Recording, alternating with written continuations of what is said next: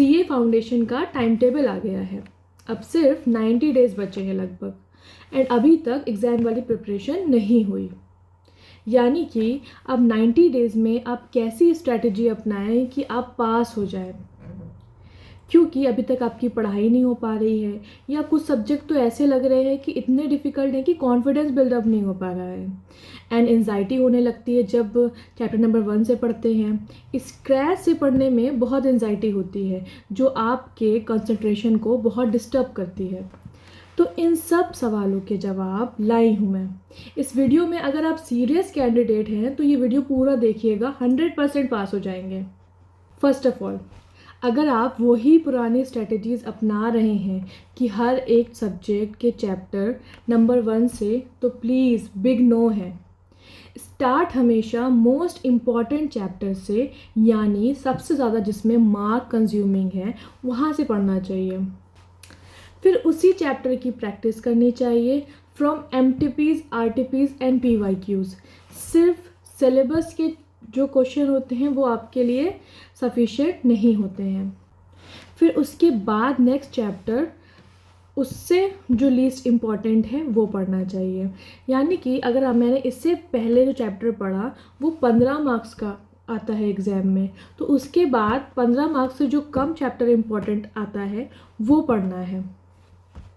अब जैसे आपको पता होना चाहिए कि हर एक सब्जेक्ट की कुछ अलग डिमांड्स होती हैं, तो स्ट्रेटजीज़ भी उसके अकॉर्डिंग होनी चाहिए। सब्जेक्ट को डिवाइड करिए इंटरेस्टिंग एंड बोरिंग में अकॉर्डिंग टू यू, एंड उसका कॉम्बिनेशन बनाइए। जैसे कि आपके 4 पेपर हैं तो 2 पेपर कोई इंटरेस्टिंग होने चाहिए और 2 कोई थोड़े बोरिंग। तो इंटरेस्टिंग के साथ हमेशा थोड़ा बोरिंग भी पढ़ना चाहिए थोड़ी देर बाद, और बोरिंग के साथ थोड़ा कुछ इंटरेस्टिंग। ऐसे करके आपका कंसंट्रेशन बना रहेगा पढ़ाई में, आप जल्दी बोर नहीं होगे। और आपको ये पता होना चाहिए कि आपके 3 मोस्ट डिफ़िकल्ट सब्जेक्ट हैं इस पेपर के, अकाउंट्स, लॉ एंड मैथ्स। और इको आप लास्ट 15 डेज़ के लिए भी छोड़ सकते हो, ईजिली आपका हो जाएगा। ना अब अकाउंट्स की बात करते हैं। अकाउंट्स में टाइम मैनेजमेंट जब क्वेश्चन करते हो तब बहुत डिफ़िकल्ट होता है। उसके लिए आपको प्रैक्टिस करनी चाहिए MTPs, RTPs, PYQ क्वेश्चन की। जैसे कि सबसे पहले आप लास्ट चैप्टर से स्टार्ट करो, जैसे कि companies account, then final account, then partnership, NPO, bills of exchange, and then chapter 2, और इसी ऑर्डर में विथ प्रैक्टिस ऑफ क्वेश्चन। जैसे ही एक चैप्टर कंप्लीट किया उसके सारे के सारे क्वेश्चन, जैसे कि MTPs, RTPs और PYQs के, अगर आप एक बार सिलेबस के छोड़ भी दोगे तो आपको कोई फ़र्क नहीं पड़ता है, क्योंकि मोस्ट इम्पॉर्टेंट क्वेश्चन आपके MTPs, RTPs एंड PYQs के हैं। फ़ौरन प्रैक्टिस करने से आपका कॉन्फिडेंस बिल्डअप होता है। जैसे कि कंपनीज अकाउंट कंप्लीट कर लोगे, उसी के क्वेश्चंस कर लोगे, तो उसके बाद आपको लगेगा एग्ज़ाम्स में जो भी पेपर आएगा उसके आपके 10 मार्क्स आपके ऑलरेडी कंफर्म हैं, आपके 10 मार्क्स तो हैं ही। सिमिलरली आगे की तैयारी करते करते अगले 15 दिन में आपको लगेगा कि मेरा 50% मार्क्स कंप्लीट हो गया है, जो कि अकॉर्डिंगली जो लोग फर्स्ट चैप्टर से स्टार्ट करते हैं उनको लगता है अभी मेरा कुछ हो नहीं पाया, क्योंकि वो सिलेबस पहले कंप्लीट करते हैं, फर्स्ट, सेकेंड, थर्ड पूरा फुल, और उनको एग्ज़ाम के 15 दिन पहले तक का वो पूरा सिर्फ सिलेबस पे फोकस्ड होते हैं, जिसकी वजह से उन्हें एग्ज़ाम में ना तो क्वेश्चन समझ में आते हैं, उन्हें लगता है क्वेश्चन बहुत टफ आए हैं, उन्हें लगता है कि बहुत कम टाइम मिला सॉल्व करने को, उन्हें लगता है कि इस बार पेपर ही टफ आया था। ऐसा कुछ भी नहीं है, हर बार का पेपर टफ ही आता है, लेकिन अगर आप पढ़ के जाते हो तो वो आपके लिए बहुत इजी बन जाता है, बहुत ही ज़्यादा इजी बन जाता है। सिलेबस कंप्लीट करके पढ़ के जाना is from me is zero preparation of exams. सिर्फ क्वेश्चन कंप्लीट करके, जितने क्वेश्चन पास्ट ईयर आ चुके हैं वो कंप्लीट करके जाना इज़ 100% आपने अपनी दी है इस एग्ज़ाम को। तो सिलेबस कंप्लीट करने में अपना टाइम वेस्ट मत करो, बिग नो है फ्रॉम माय साइड। अगर मैं लॉ की बात करूँ तो 2 स्टूडेंट आते हैं, एक सेल्फ स्टडी वाले, एक जो ऑलरेडी कोचिंग ले रहे हैं। जिनकी कोचिंग ऑलरेडी चल रही है उन्होंने अपना सिलेबस कंप्लीट किया हुआ है, तो उनको सिर्फ प्रैक्टिस करनी है। अब जिन्होंने कोचिंग, जो बच्चे नहीं करते हैं, जैसे कि मैंने भी कोई भी कोचिंग नहीं ली थी अपने एग्ज़ाम में, तो उनको, जैसे कि अगर आप कॉन्ट्रैक्ट एक्ट लेके बैठोगे तो आपको वो कंप्लीट ICI की जो स्टडी जो करवाते हैं लाइव स्टडीज़, उसी में कॉन्ट्रैक्ट एक्ट को 3 महीने पढ़ाया गया है। कि आपके पास सिर्फ कॉन्ट्रैक्ट एक्ट पढ़ के जाओगे आप एग्ज़ाम में? नहीं। तो आपको ये गलती नहीं करनी है कि आप सिर्फ एक इंडियन कॉन्ट्रैक्ट एक्ट को आप अपना पूरा टाइम दे दो। आप Indian contract act is very important, क्योंकि सबसे ज़्यादा क्वेश्चन वहीं से आते हैं, सबसे ज़्यादा मार्क्स के क्वेश्चन वहीं से आते हैं, और वो इतना कोई कॉम्प्लेक्स भी नहीं है। तो उसके लिए आपको सबसे पहले एक 1 शॉर्ट वीडियो देखना है यूट्यूब पे, जिसमें आपको पूरा का पूरा Indian contract act with include all units of Indian contract act वो पढ़ना है, ठीक है। उसमें कुछ कुछ आपको पॉइंट्स नहीं भी समझ में आएंगे, इसमें आपको परेशान होने की बिल्कुल ज़रूरत नहीं है। जब आप ये कंप्लीट कर लोगे इंडियन कॉन्ट्रैक्ट एक्ट, उसके बाद आप जाओगे RTPs पे, जो ऑलरेडी डली रहती हैं हमारे ICI के BOS पे। तो उस पे जाने के बाद आप देखोगे कौन कौन से क्वेश्चन जो इंडियन कॉन्ट्रैक्ट एक्ट के बार बार आ रहे हैं। आप 2-3 साल की RTPs उठा लोगे, फिर उसको आप टिक करोगे, फिर उसका आप एक्सप्लेनेटरी वीडियो देखोगे, फिर आप उसके क्वेश्चन की प्रैक्टिस करोगे। आंसर जैसे ICI ने आंसर राइटिंग की है, वैसे आंसर राइटिंग करने की कोशिश करोगे। अगर एकदम ही ईजी वर्ड्स में अपने क्वेश्चन को एक्सप्लेन करोगे तो आपको ICI मार्क्स नहीं देगा। तो easy plus little bit complex word what they use in their answer writing, तो उससे आपका आंसर भी अच्छा रहेगा, प्लस आपको मार्क्स भी मिलेंगे। इससे आपका कॉन्फिडेंस बिल्डअप होगा कि आपका इंडियन कॉन्ट्रैक्ट एक्ट पूरा हो गया है। प्लस अगर आप एक एक यूनिट पढ़ने लगोगे तो आपका ना कि इसमें कोई फ़ायदा भी नहीं है, प्लस आपका टाइम भी जाएगा। अगर आप क्वेश्चन पे ज़्यादा ध्यान दोगे, आंसर पढ़ोगे, तो आपको वैसे भी कंसेप्ट क्लियर हो जाएगा। ये कोई मैथ्स तो है नहीं कि बिना कंसेप्ट क्लियर करे आपका आंसर नहीं आ रहा है, राइट। तो ये तो लॉ है, ये तो थ्योरी ही है। अगर हमने कोई क्वेश्चन पढ़ा कि ये ऐसा ऐसा सिनेरियो, इसका हम आंसर पढ़ रहे हैं RTPs में कि इस सिनेरियो में ये होता है, तो हमें तभी क्लियर हो जाएगा कि ये टॉपिक में ये था। उसके साथ साथ हमारा एक क्वेश्चन भी कंप्लीट हो जाएगा। अगर आप इस स्ट्रेटजी को फॉलो करोगे तो आपका टाइम बचेगा, प्लस आपकी फुल प्रिपरेशन हो जाएगी अच्छे से। एंड फिर उसके बाद आप सेल्स ऑफ गुड्स एक्ट कर सकते हो, and other chapter like 5, 6 and 7 वो कर सकते हो। उससे आपका अच्छा खासा आप एग्ज़ाम में मार्क्स कंज्यूम कर सकते हो।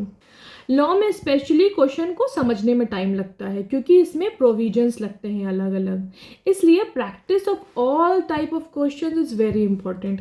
कोई भी यूनिट करो तो उस टॉपिक से आए हुए जितने क्वेश्चन हैं वो सारे करो, फिर आगे नेक्स्ट टॉपिक पे जाओ।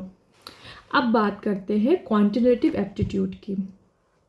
सबसे पहले अगर कुछ कर सकते हो तो रीजनिंग करो in 15 days with 1000 question practised, then maths, then stats. क्योंकि जब आप रीजनिंग को कंप्लीट करते हो तो आपको लगता है, क्योंकि रीजनिंग सबसे ज़्यादा ईजी है, क्योंकि मैथ्स में लोगों का कॉन्फिडेंस बिल्डअप नहीं होता है। 90% ऑफ द स्टूडेंट्स को मैथ्स बिल्कुल पसंद नहीं है। 90%। कुछ ही बच्चे होते हैं जिनको मैथ्स में इंटरेस्ट होता है और उनको मैथ्स को पढ़ के उनको कॉम्प्लेक्सिटी लगती है। तो सबसे पहले रीजनिंग को कंप्लीट कर लो। जब रीजनिंग एक बार कंप्लीट हो जाए तो उसके बाद मैथ्स एंड स्टैट्स।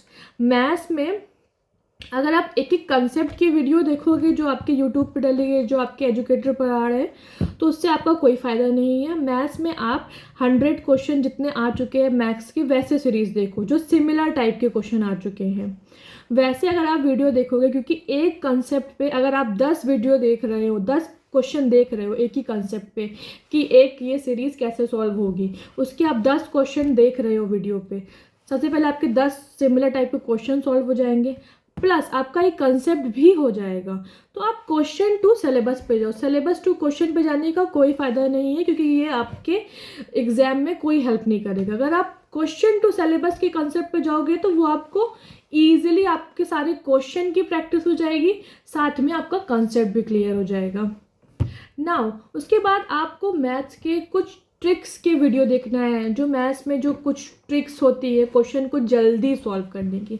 एक बार तो हमने क्वेश्चन को सॉल्व करने की वीडियोस देख ली, देन जल्दी सॉल्व करने की भी वीडियो देखना है, क्योंकि आपके पास सिर्फ 2 घंटे का टाइम है, आपको 100 क्वेश्चन करने हैं। मिनिमम अटेम्प्ट क्वेश्चन आपको कम से कम 85 करने ही है विद करेक्ट आप कर ही रहे हो। Clearly it is very important कि आपको ये समझ में आए कि आपको अटेम्प्ट ज़्यादा करना है। हमेशा कुछ ज़्यादा के लिए सोचो, कम के लिए सोच के जाओगे तो उससे बहुत कम होगा, तो ज़्यादा के लिए सोच के जाओ। जैसे कि जब मैंने फ़र्स्ट टाइम किया था, क्योंकि मुझे पता नहीं था कुछ भी, जब मैंने फ़र्स्ट टाइम मैथ्स का पेपर दिया था उसका टाइम बहुत जल्दी चला गया क्योंकि मेरी प्रैक्टिस नहीं थी। तो मैथ्स में 2 घंटे का टाइम लगाओ, सब कुछ कंप्लीट करने के बाद, हर एक टॉपिक कंप्लीट करने के बाद 2 घंटे का टाइम लगाओ और PYQ सॉल्व करो। आपको लगेगा कि पहली बार में आपका 50 क्वेश्चन सॉल्व हो गया है 2 घंटे में। Not bad, it is also good. Then उसी पेपर को नेक्स्ट दिन लगाओ। उसी पेपर को नेक्स्ट दिन लगाने में तो आई थिंक आपका कितने घंटे लगेंगे, 1.5 घंटे लगेंगे उसी पेपर को करने में, जो आप पेपर एग्जैक्टली कर चुके हो। फिर उसी पेपर को आप नेक्स्ट दिन लगाओ, फिर उससे आपका टाइम मैनेज होगा एक पेपर का। फिर आप दूसरा पेपर लो, उसको 3 दिन लगाओ, रोज़ लगाओ 2-2 घंटे का टाइम लगा के। फिर तीसरा पेपर लो, ऐसे आप 5 से 6 पेपर PYQs के करोगे पहले, then MTP, then RTP। Firstly important है PYQs, then MTP, then RTP। Okay, now let's talk about eco. तो 2 टाइप के स्टूडेंट हो सकते हैं आप, जिनकी इंग्लिश अच्छी है और जिसकी इंग्लिश थोड़ी स्लो है। जैसे अगर मैं बोलूँ कि आप इको की बुक रीड करो, तो कुछ लोग एक बुक इको की रीड करने में, जो कि ज़्यादा मोटी नहीं है, वो 5 दिन लगा देंगे और थोड़ा समझ में भी ज़्यादा नहीं आएगा। और कुछ लोग रीडिंग में बहुत अच्छे होते हैं, तो वो 2 दिन में पूरी की पूरी बुक रीड कर लेते हैं। उसमें उनको समझ में भी आ जाता है कि वो क्या पढ़ रहे हैं।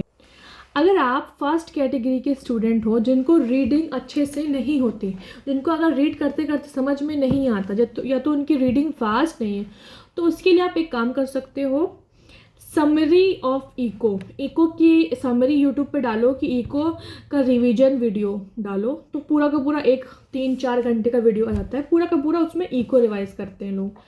तो उसको सुनो, उसको सुनोगे तो आपकी पूरी की पूरी इको पूरी समझ में आ जाएगी, उसकी पूरी समरी समझ में आएगी। और जो लोग रीडिंग में अच्छे हैं वो भी सेम चीज़ें कर सकते हैं, अगर उनको सुनने में ज़्यादा समझ में आता है तो। उसके बाद आप RTPs, MTPs एंड PYQs लगा सकते हो। सो ये थी मेरी पर्सनल स्ट्रेटजी, जिसने मुझे 2 महीने में ही एग्ज़ाम को पास करवा दिया विद गुड परसेंटेज। एंड अगर आपको ये वीडियो अच्छी लगी है तो आप चैनल को ज़रूर सब्सक्राइब करिएगा, क्योंकि मैं हर एक वीडियो को बनाने में बहुत मेहनत करती हूँ और बहुत ही इंटरेस्टेड होकर वीडियो बनाती हूँ। तो please subscribe to my channel and please share करिए अपने CA स्टूडेंट के ग्रुप में, ताकि मेरे चैनल की ग्रोथ हो। तो थैंक यू सो मच। अल्लाह हाफिज़, बाय।